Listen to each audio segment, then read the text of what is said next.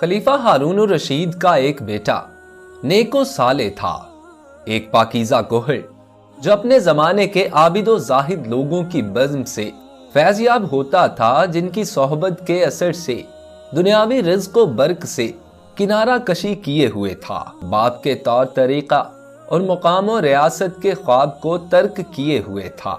उसने अपने दिल को पाको साफ कर रखा था, हकीकत की बुलंद शाखों पर अपना घर बनाए हुए था और दुनियावी चीजों से आंखें बंद किए हुए था। हमेशा कब्रिस्तान में जाता और कब्रों को इबरत की निगाहों से देखता। वो कब्रों को देख देख कर ज़ारो कतार आंसू बहाता। एक रोज हारून का वजीर महफिल में था। असनाए महफिल खलीफा हारून रशीद का लड़का वहां से गुजरा, जिसका नाम कासिम और लकब मोतमन था। जाफर बरमकी हंसने लगे। हारून ने हंसने की वजह मालूम की तो जवाब दिया, इस लड़के की हालत पर हंसता हूं जिसने तुझे जलील कर दिया है। काश ये तुम्हारा बेटा ना होता। ये देखिए, इसके कपड़े चाल चलन अजीब है और ये गरीब और फकीरों के साथ उठता बैठता है। ये सुनकर हारून बोल उठा, इसको हक है क्योंकि हमने अभी तक इसे कोई मुकाम व मनसब दिया ही नहीं। क्या अच्छा हो कि एक शहर की हुकूमत इसको दे दी जाए। फरमान सादर कर दिया और उसको अपने पास बुलाया। उसको नसीहत करते हुए इस तरह कहा, मैं चाहता हूं तुझे किसी शहर की हुकूमत पर मंसूब करूं। किस इलाका की हुकूमत चाहते हो? बेटे ने कहा, बाबा जान, मुझे अपने हाल पर छोड़ दीजिए। मुझे खुदा की इबादत का शौक हुकूमत के शौक से कहीं ज्यादा है। आप ये सोच लीजिए कि मैं आपका बेटा ही नहीं। दोस्तों, अगर अभी तक आप लोगों ने हमारा channel Urdu info TV subscribe नहीं किया है तो चैनल को सब्सक्राइब करके साथ लगे बेल आइकन को प्रेस कर लीजिए। हारून ने कहा, क्या हुकूमती लिबास में खुदा की इबादत नहीं की जा सकती? किसी इलाका की हुकूमत कबूल कर लो। तुम्हारा वजीर भी किसी शाइस्ता शख्स को करार दे दूंगा ताकि अक्सर कामों को देखता रहे और तू इबादत खुदा में मशगूल रहना।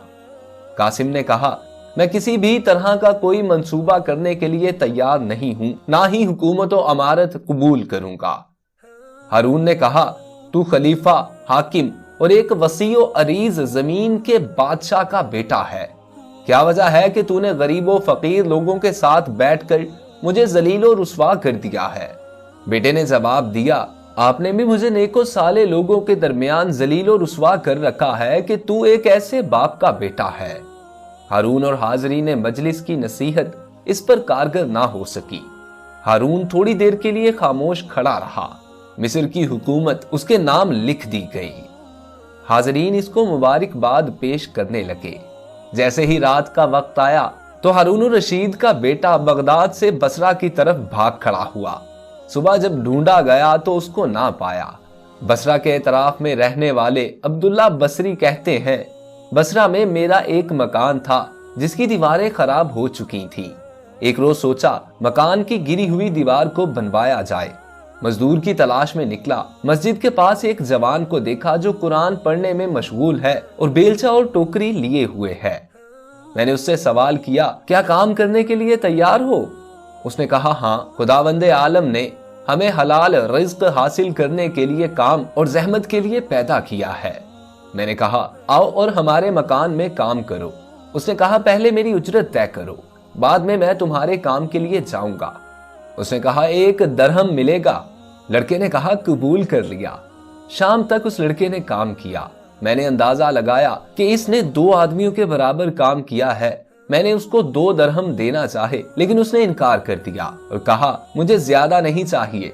दूसरे रोज उसकी तलाश में गया, लेकिन वो ना मिला। उसके बारे में लोगों से सवाल किया तो कुछ लोगों ने मुझे बताया कि वो सिर्फ हफ्ते में 1 रोज काम करता है। अगले हफ्ते उसी दिन सुबह सुबह उसकी पहली जगह तलाश के लिए गया। वो मिल गया, उसको ले गया। वो दीवार बनाने में मशगूल हो गया, गोया गैब से उसकी मदद होती थी। जैसे ही नमाज का वक्त हुआ उसने काम रोक दिया, अपने हाथ पैर धोए और नमाज वाजिब में मशगूल हो गया। नमाज पढ़ने के बाद फिर काम में मशगूल हो गया, यहां तक कि सूरज डूबने लगा। उसकी मजदूरी उसको दी और वो चला गया। चूंकि मेरी दीवार मुकम्मल नहीं हुई थी, सो अगले हफ्ते उसी दिन तक सब्र किया ताकि फिर उसी को लेकर आऊं। अगले हफ्ते उसी दिन مسجد کے پاس اس کو تلاش کیا لیکن وہ نہیں ملا۔ اس کے بارے میں لوگوں سے سوال کیا تو کہا 2-3 دن سے بیمار ہے۔ اس کے گھر کا پتہ معلوم کیا، ایک پرانے اور قدیم محلہ میں اس کے گھر کا پتہ مل گیا۔ میں وہاں گیا، دیکھا تو بستر علالت پر پڑا ہوا ہے۔ اس کے سرہانے بیٹھ گیا اور اس کے سر کو اپنی آغوش میں لیا۔ اس نے آنکھیں کھولی تو سوال کیا تم کون ہو؟ میں نے کہا میں وہی ہوں جس کے لیے تم نے 2 دن کام کیا ہے، میرا نام عبداللہ بصری ہے۔ اس نے کہا میں نے تمہیں پہچان لیا، کیا تم بھی مجھے پہچاننا چاہتے ہو؟ میں نے کہا ہاں بتاؤ تم کون ہو؟ اس نے کہا میرا نام قاسم ہے اور میں ہارون الرشید کا بیٹا ہوں۔ جیسے ہی اس نے اپنا تعارف کرایا مجھے فوراً ایک جھٹکا لگا اور لرزنے لگا، میرے چہرے کا رنگ بدل گیا اور میں نے کہا اگر ہارون کو معلوم ہو گیا کہ میں نے اس کے بیٹے سے مزدوری کرائی ہے تو مجھے سخت سزا دے گا، وہ تو میرے گھر کو ویران کر دے گا۔ قاسم سمجھ گیا کہ وہ بری طرح ڈر گیا ہے۔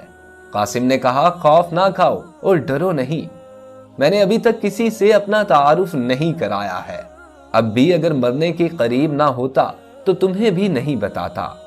میں تم سے ایک خواہش رکھتا ہوں اور وہ یہ کہ جب میں دنیا سے چل بسوں تو جو شخص میری قبر تیار کرے یہ بیلچہ اور ٹوکری اس کو دے دینا، اور یہ قرآن جو میرا مونس و ہمدم ہے کسی قرآن پڑھنے والے کو دے دینا۔